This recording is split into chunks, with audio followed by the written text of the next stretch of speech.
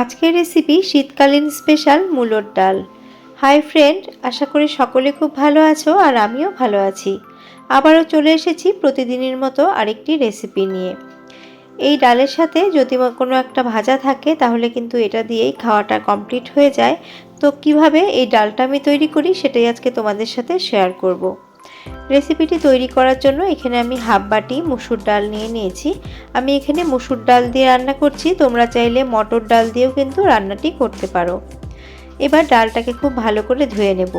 3-4 বার জল বদল করে ডালটাকে ধুয়ে নেব, যতক্ষণ না ডালের মধ্যে থেকে যে একটা সাদা সাদা জল বেরোবে ততক্ষণ। জল বদল করে ডালটাকে ভালো করে ধুয়ে নিয়েছি। এবার ডালটাকে সেদ্ধ করব, তার জন্য গ্যাসের মধ্যে একটা কড়া বসিয়ে দিয়ে এখানে আমি 1.5 গ্লাস মতো জল দিয়ে দিয়েছি। জলটা হালকা গরম হয়ে গেলে ডালটা দিয়ে দিলাম, আর দিয়ে দেব এর মধ্যে পরিমাণ মতো লবণ। ভালো করে ডালের মধ্যে লবণটাকে মিশিয়ে নিয়ে ফ্লেমটাকে মিডিয়াম টু হাই করে দিলাম, যাতে ডালটা তাড়াতাড়ি ফুটে ওঠে। ডালের জলটা ফুটতে ফুটতে আর যা যা লাগবে সেগুলো আমি এখন রেডি করে নেব। মূলোর ডাল, তার জন্য মূলো তো লাগবে, আর এর জন্য আমি এখানে নিয়ে নিয়েছি 3টে লাল লাল মূলো। মূলোগুলো দেখতে কত কিউট না। এখানে আমি লাল মূলোর ব্যবহার করেছি, তোমরা লাল বা সাদা যে কোনো মূলো দিয়ে কিন্তু ডালটা তৈরি করতে পারো। মূলোগুলোকে আমি আগেই খুব ভালো করে ধুয়ে নিয়েছিলাম। এবার খোসাটাকে ছাড়িয়ে নিয়ে মূলোটাকে কেটে নেব। আমি এখানে সামনের অংশটা কিছুটা ফেলে দিয়ে মূলোটাকে আমি রিং রিং করে কেটে নেব বা স্লাইস করে কেটে নেব। খুব একটা পাতলাও করব না, আবার খুব একটা বেশি মোটাও করব না, তাহলে মূলোটা খুব তাড়াতাড়ি কিন্তু সেদ্ধ হয়ে যাবে। এইভাবে রিং রিং করে মূলোটা কাটলে কিন্তু দেখতে খুব ভালো লাগে। তোমরা যদি চাও তাহলে কিন্তু স্কোয়ার করেও কাটতে পারো। দেখো আমার কাটা হয়ে গেছে, আর মূলোর এই অংশটা কিন্তু আমি ফেলবো না, এটাও আমি ডালে দেব।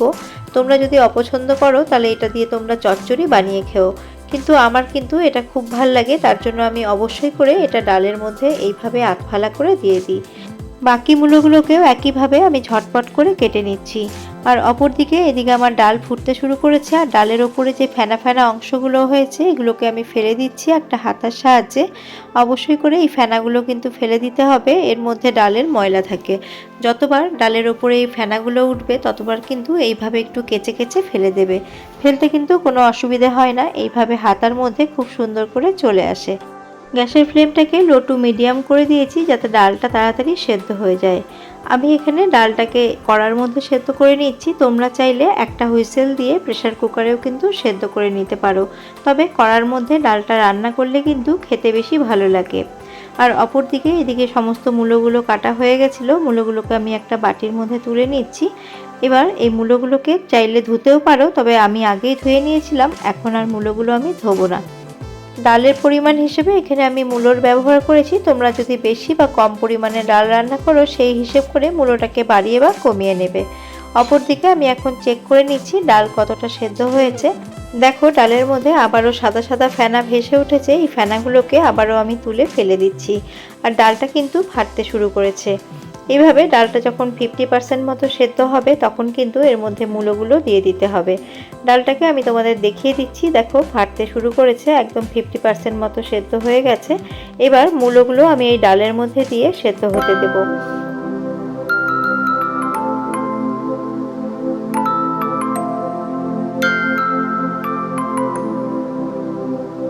ডাল 50% সেদ্ধ হওয়ার পরে মূলোটা ব্যবহার করতে হয়, তাহলে মূলো সেদ্ধ হতে হতে বাকি ডালটাও কিন্তু সেদ্ধ হয়ে যাবে সুন্দরভাবে। গ্যাসের ফ্লেমটাকে এখন হাই করে দিয়েছি, যাতে ভালো করে মূলোটা সেদ্ধ হয়ে যায়।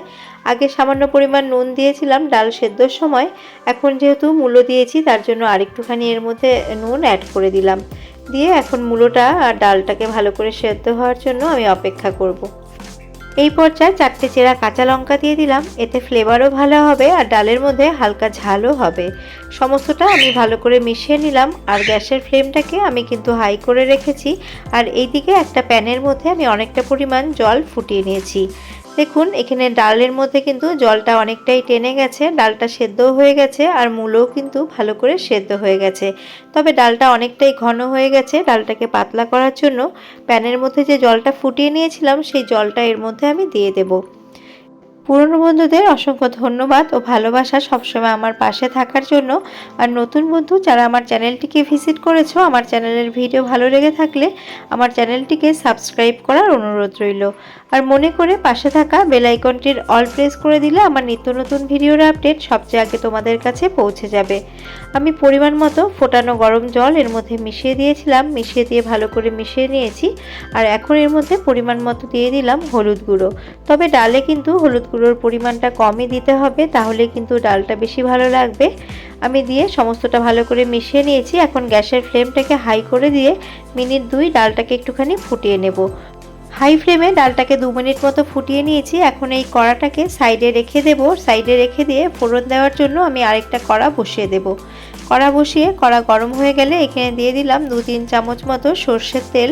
ফোড়নের জন্য আমি সর্ষের তেল ব্যবহার করেছি, আপনারা চাইলে রিফাইন্ড অয়েলও কিন্তু ব্যবহার করতে পারেন।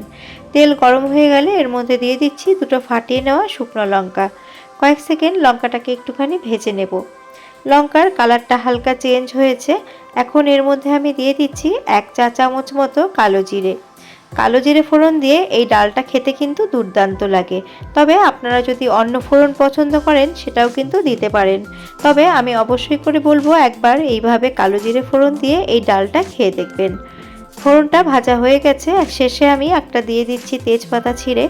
আপনারা যদি ডাল ফোড়নে তেজপাতা অপছন্দ করেন তাহলে তেজপাতাটা আপনারা স্কিপ করতে পারেন। ফোড়ন ভাজা হয়ে গেছে, ফোড়ন থেকে সুন্দর গন্ধ ছাড়তে শুরু করেছে। এখন আমি ডালটাকে ঢেলে দিচ্ছি।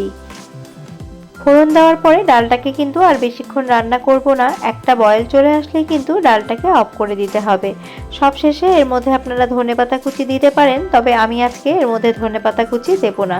ফোড়ন দেওয়ার পরে গ্যাসের ফ্লেমটাকে হাই করে দিয়েছি আর ডালের মধ্যে একটা বয়েলও চলে এসেছে।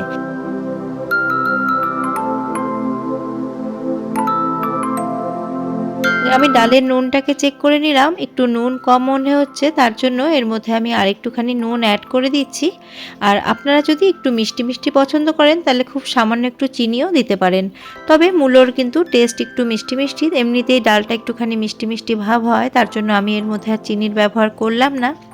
এখন গ্যাসের ফ্লেমটাকে আমি অফ করে দিয়েছি। অফ করে দিয়ে ওপর থেকে তেজপাতাগুলোকে ফেলে দিচ্ছি। ধোয়া ওঠা গরম ভাতের সাথে যদি এইরকম একটা ডাল থাকে আর সাথে যদি থাকে একটা ভাজা, তাহলে কিন্তু এটা দিয়েই খাওয়াটা হয়ে যাবে। ডালটা আমার একদম রেডি হয়ে গেছে। আমি বাটির মধ্যে একটা ঢেলে নিচ্ছি।